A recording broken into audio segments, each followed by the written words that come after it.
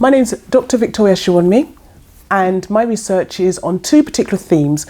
One theme is on educational leadership, and the other theme is on looking at the lives of black young women in education.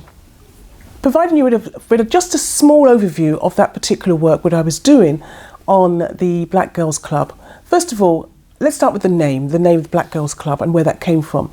That came from a young black girl in the group who, when we were starting to look at what should we call ourselves, and she said, let's call it the Black Girls Club. And it was just as simple as that. I thought, yeah, if that's what you want to do. However, there was some little bit of pushback in that, because there was one or two black girls who said, well, what about the white girls? What about that club being for them as well? But I was quite strong, and I wanted that particular space to be for black girls. I wanted them to feel that this was a part of them, and that's okay to be that. We used to meet once every 3 weeks.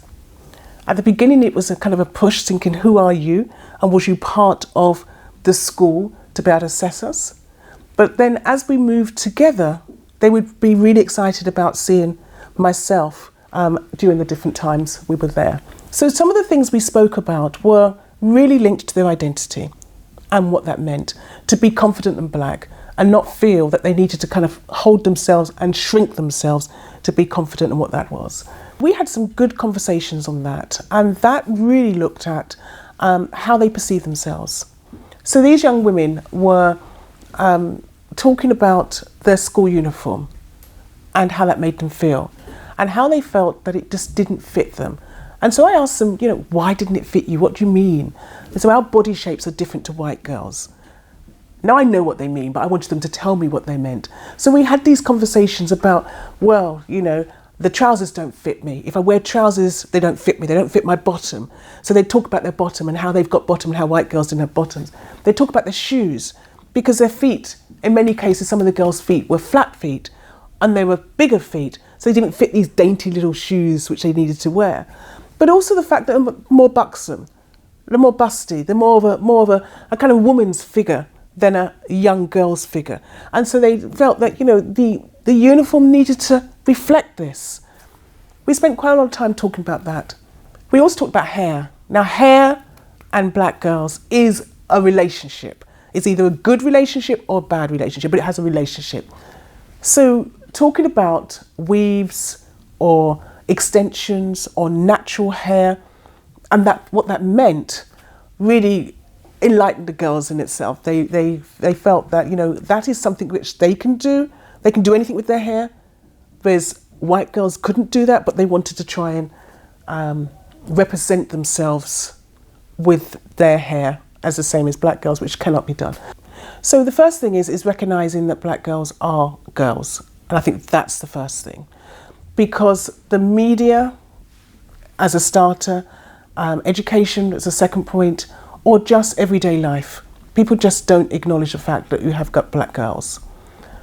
Once people start to acknowledge that, then it's about the fact of how the gender and their race intertwines to become an intersectional aspect of their life. So once we've got that step, we then look at the class.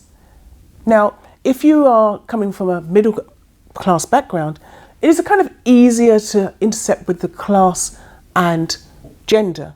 But then the race gets ignored because people think, oh, well, you're not black like that person. So it becomes an excuse, or it becomes a problematic aspect around what it's meaning to be black and a woman, and also perhaps of whichever particular class.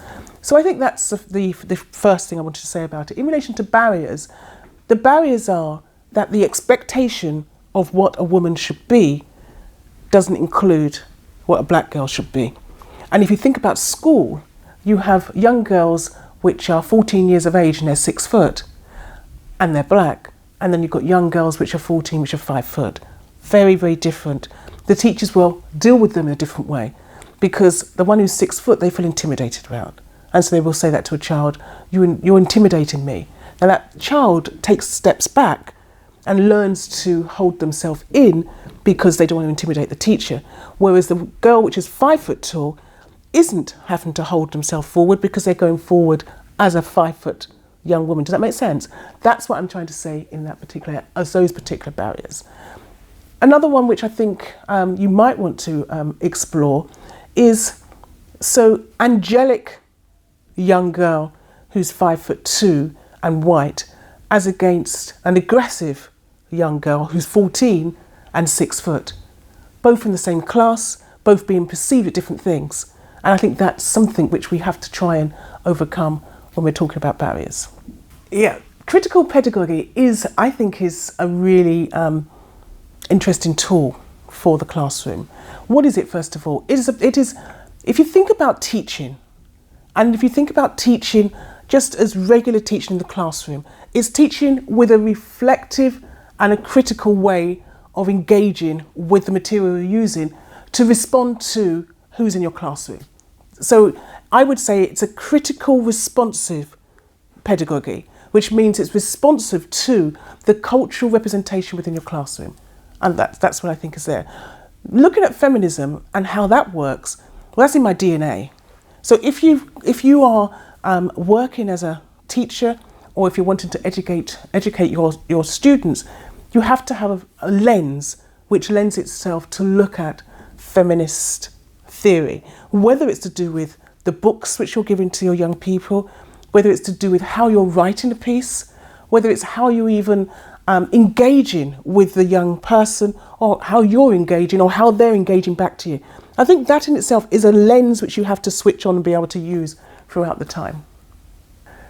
I think that people need to ask a fundamental question when they're on teacher training, which is, who am I? And I ask that because if you start to look in the mirror or look through the glass and start to really unpack who you are, once you start to have that answer, the answers come back to you, you can then start to ground yourself. Because if you've got a group of young people you're working with, young girls you're working with, young boys you're working with, and you see them as aliens, you don't actually see them as young beings like yourself, you can't unpack that. Once you start to unpack that and you unpack yourself, you can look at social justice. And I think social justice in itself is not out there, it's here with us, but we have to really kind of tap inside ourselves and really explore the meaning of social justice.